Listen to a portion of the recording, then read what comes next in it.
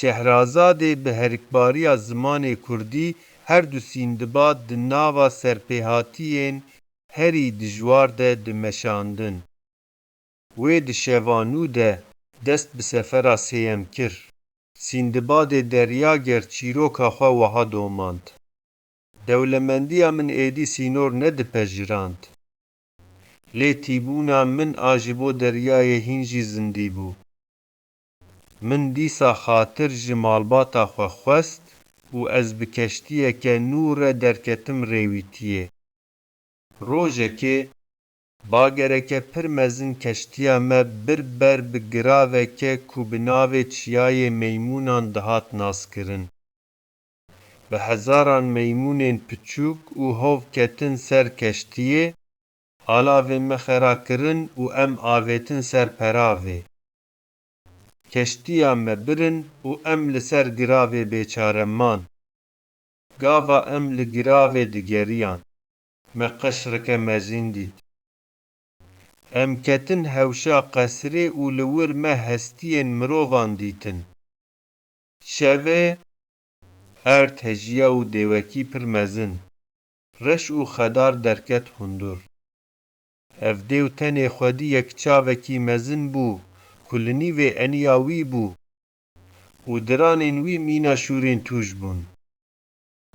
Dêw nêzîkî me bû, destê xwe dirêj kir û serkêşê me yê qelew hilda. Wî serkêş rasterast xist ser şîşê û ew li ser agir birjand û xwar. Paşê di odeyê de razayî bû û dengê xurexura wî erd dihejiya. Em di nava tirseke mezin de man. Roja din cî, dêw yekî din ji hevalên me xwar.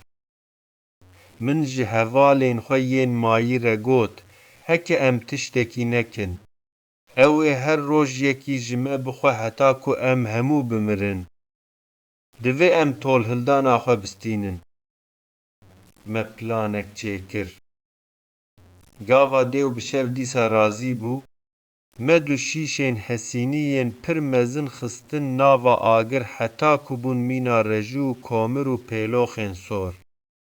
Paşê me her deh kesî bi hêzeke mezin şîşên hesîniyên kelandî rasterast xistin nava çavê dêwê yekem. Dêw bi qêrîneke pir mezin şiyar bû, çavê wî kor bibû û di nava odeyê de li me digeriya. Lê me xwe di goşeyên tarî de veşart. Roja dîn, dema dêw derî vekirda ku hevalên xwe bang bike.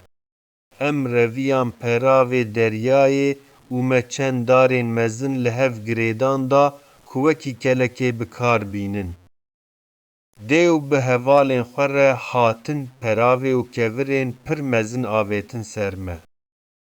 Pîraniya hevalên min ciyana xwe winda kirin, lê ez û du hevalên xwe bi silametî ji bin tîrêjên wan keviran derketin û me xwe gihand keştiyeke dina bazirganiyê. Ez dîsa ji mirinê rizgar bûm.